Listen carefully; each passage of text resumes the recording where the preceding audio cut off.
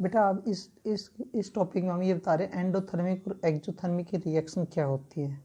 वैसे तो आप पहले पढ़ चुके हैं एक्सोथर्मिक रिएक्शन क्या होती है और एंडोथर्मिक रिएक्शन क्या होती है, सेम वही है। एंडोथर्मिक रिएक्शन वो होती है जब कोई केमिकल रिएक्शन स्टार्ट होती है, प्रोसेस होती है और वो एनर्जी को एब्जॉर्ब करे तो उसको हम एंडोथर्मिक बोलते हैं। और एक्सोथर्मिक रिएक्शन क्या होती है, जब during the process of chemical reaction release amount of energy, जब एनर्जी को रिलीज करे। बट हम इन टर्म ऑफ एंथैल्पी के रूप में पढ़ रहे हैं। जो एंडोथर्मिक रिएक्शन होती है ना बेटा, उसकी पहचान कैसे करेंगे हम? उसकी पहचान हम करते हैं जब delta H change of enthalpy वो इजिकल टू क्या हो बेटा, पॉजिटिव आ जाए। जब चेंज ऑफ एंथैल्पी क्या हो जाए बेटा, पॉजिटिव आ जाए। और एक्सोथर्मिक रिएक्शन क्या होती है, जो चेंज ऑफ एंथैल्पी क्या हो जाए बेटा, नेगेटिव आ जाए। क्या आ जाए, नेगेटिव आ। अब आप लोगों को ये तो पता है डेल्टा एच क्या होता है बेटा, H2 माइनस H1 होता है। इसका मतलब क्या होता है, एंथैल्पी ऑफ प्रोडक्ट। और इसका मतलब क्या होता है, एंथैल्पी ऑफ रिएक्टेंट। मतलब रिएक्टेंट की एनर्जी में से प्रोडक्ट की एनर्जी में से रिएक्टेंट की एनर्जी को माइनस कर देते हैं तो हमारे पास क्या आती है, चेंज ऑफ एंथैल्पी आती है। तो उसके बेसिस पे बताते हैं कौन सी हमारी एंडोथर्मिक होती है और कौन सी हमारी क्या होती है, एक्सोथर्मिक रिएक्शन होती है। तो इसमें देखो बेटा, जैसे हमारे पास क्या होता है बेटा, इस ग्राफ के अकॉर्डिंग बताते हैं। ये हमारा देखो, ये एनर्जी ऊपर की तरफ क्या हो रही है बेटा, एनर्जी इंक्रीज हो रही है।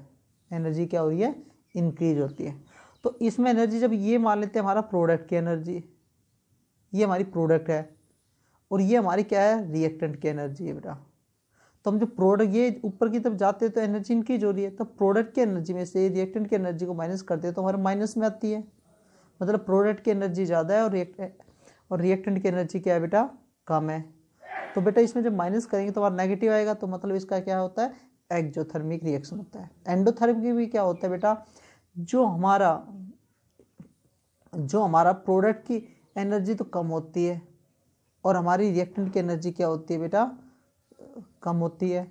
तो उसके बेसिस पे हमें क्या करते हैं, अगर इसको एक सिंपल सा मेथड में देखा जाए तो जो हमारा डेल्टा एच होता है बेटा, इससे ध्यान रखो बेटा, ये क्या होता है, H2 माइनस H1।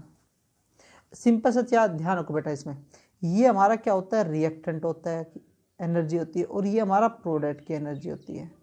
जब आपकी रिएक्टेंट की एनर्जी ग्रेटर देन हो प्रोडक्ट से तो वहाँ पर क्या होगी बेटा, एक्सोथर्मिक रिएक्शन होगी। क्या होगी, एक्सोथर्मिक रिएक्शन। और पीछे का भूल जाओ कैसे करते हैं, ये ध्यान। जब रिएक्टेंट की एनर्जी प्रोडक्ट की एनर्जी से क्या हो, कम हो, तो वहाँ पर क्या होती है बेटा, एंडोथर्मिक होती है। क्या होती है, एंडोथर्मिक रिएक्शन होती है। बस इससे पहचान रखो। अब बेटा हमने ये तो पढ़ लिया एंडोथर्मिक रिएक्शन क्या होती है, एक्सोथर्मिक रिएक्शन क्या होती है। इसमें कुछ एक केमिकल वो आती है रिएक्शन, उनके बेसिस पे हम बताते हैं बेटा। देखो एक आती है हमारे पास थर्मोकेमिकल इक्वेशन। क्या होती है, थर्मोकेमिकल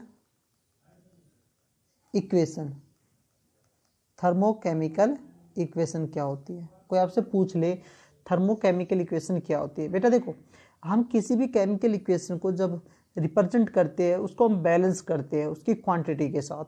जब किसी भी बैलेंस केमिकल इक्वेशन या केमिकल रिएक्शन को रिप्रेजेंट करते हैं उसको बैलेंस करते हैं उसकी क्वांटिटी के साथ इंडिकेट करते हैं बेटा। साथ में हम ये और इंडिकेट कर दे वो कितनी अमाउंट में हीट को रिलीज कर रहा है या कितनी अमाउंट ऑफ हीट को एब्जॉर्ब कर रहा है, तो उसी को हम क्या बोलते हैं, थर्मोकेमिकल इक्वेशन। थर्मो मतलब तो एनर्जी। जब कोई बैलेंस केमिकल इक्वेशन के साथ आप ये और रिप्रेजेंट कर दो वो कितनी अमाउंट में हीट एनर्जी रिलीज कर रहा है और कितनी अमाउंट ऑफ हीट में एब्जॉर्ब कर रहा है, तो उसी को हम क्या बोलते हैं, थर्मोकेमिकल इक्वेशन बोलते हैं। जैसे हमारे पास एक रिएक्शन है बेटा, बैलेंस A प्लस बी, ये हमारा प्रोडक्ट है C प्लस में D, ये हमारे पास एक बैलेंस केमिकल इक्वेशन है बेटा। साथ में हम ये और बता दे भाई, ये एनर्जी रिप्रेजेंट कर दे, एनर्जी और रिप्रेजेंट, भाई ये एनर्जी कितनी एनर्जी एब्जॉर्ब कर रहा है और कितनी एनर्जी रिलीज कर रहा है, साथ में ये और रिप्रेजेंट कर दे, तो उसी को हम क्या बोलते हैं, थर्मोकेमिकल रिएक्शन बोलते हैं। अगर बेटा प्रोडक्ट की तरफ प्लस आ रहा है एनर्जी, अगर प्रोडक्ट की तरफ एनर्जी प्लस में आ रही है तो मान लेना बेटा वो हमारी एक्सोथर्मिक रिएक्शन है। अगर हमारी रिएक्टेंट की तरफ एनर्जी प्लस में आ रही है तो हमारी एंडोथर्मिक रिएक्शन होती है। क्या होती है, एंडोथर्मिक रिएक्शन होती है बेटा। तो बेटा यही होता है। फिर इसमें आती है नेक्स्ट हमारा आता है इसी में बेटा टॉपिक, भाई जो हमारी एंथैल्पी ऑफ रिएक्शन क्या होती है।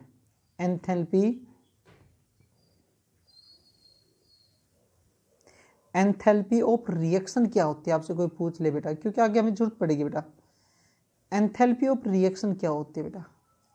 एंथैल्पी ऑफ रिएक्शन का मतलब होता है जब कोई केमिकल रिएक्शन प्रोसेस होती है उस दौरान कितनी एनर्जी चेंज हो रही है, कितनी एनर्जी क्या हो रही है, चेंज हो रही है, तो उसी को हम क्या बोलते हैं, एंथैल्पी ऑफ ए रिएक्शन बोलते हैं बेटा। इसमें ध्यान रखना, the amount of energy absorb और release during in chemical reaction. एक केमिकल रिएक्शन के दौरान कितनी एनर्जी वो एब्जॉर्ब कर रहा है और कितनी एनर्जी वो क्या कर रहा है, इवोल्व कर रहा है, तो उसी को हम क्या बोलते हैं, एंथैल्पी ऑफ ए रिएक्शन बोलते हैं। क्या बोलते हैं, एंथैल्पी ऑफ ए रिएक्शन। जैसे हमने एक रिएक्शन कराई बेटा, मीथेन होती है, मीथेन को कंबसन कराया बेटा, ध्यान रखना जितनी भी हमारी कंबसन रिएक्शन होती है ना वो सारी एक्जोथर्मिक रिएक्शन होती है। क्या होती है, एक्जोथर्मिक रिएक्शन होती है। इसको कंबसन कराया, CO2 दिया प्लस में वाटर और प्लस में हीट दी बेटा 890 किलो जूल पर मोल, ये एनर्जी दी।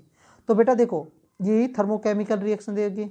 और एंथैल्पी ऑफ रिएक्शन का मतलब हो गया बेटा जब हमने केमिकल रिएक्शन कराई इसमें इतनी एनर्जी क्या हुई है, चेंज हुई है, इतनी एनर्जी क्या हुई है, चेंज हुई है, उसी को हम क्या बोलते हैं बेटा, एंथैल्पी ऑफ ए रिएक्शन बोलते हैं। क्या बोलते हैं, एंथैल्पी ऑफ ए रिएक्शन। इसमें बेटा एक और चीज ध्यान रखना है, और बता देता हूँ, जब हम इसको स्टडी करेंगे तो इसमें बार बार एक स्टैंडर्ड वर्ड आएगा बेटा, स्टैंडर्ड। जैसे standard enthalpy of reaction, standard आ जाए बेटा तब उसका मतलब होता है नॉन वैल्यू बेटा, नॉन वैल्यू मतलब वो केमिकल रिएक्शन जिसमें हमें पहले से पता है, इसमें हमने हर एक जो रिएक्टेंट है, प्रोडक्ट है, टेम्परेचर है, प्रेशर है, सब कुछ हमने उसकी पहले से उसकी वैल्यू क्या रहेगी, पता रहेगी।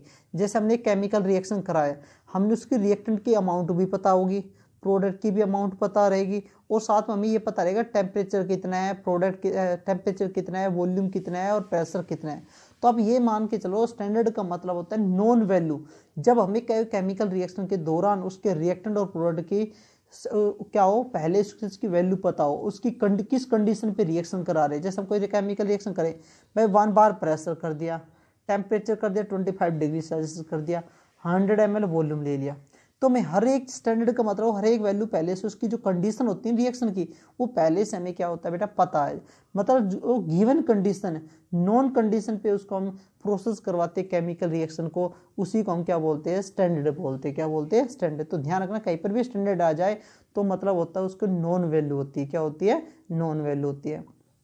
फिर बेटा इसमें एक और आता है जो हमारे लिए बहुत ज्यादा है, कैलोरीफिक वैल्यू। आपने सुना होगा कैलोरीफिक वैल्यू क्या होती है, कैलोरीफिक वैल्यू क्या होती है,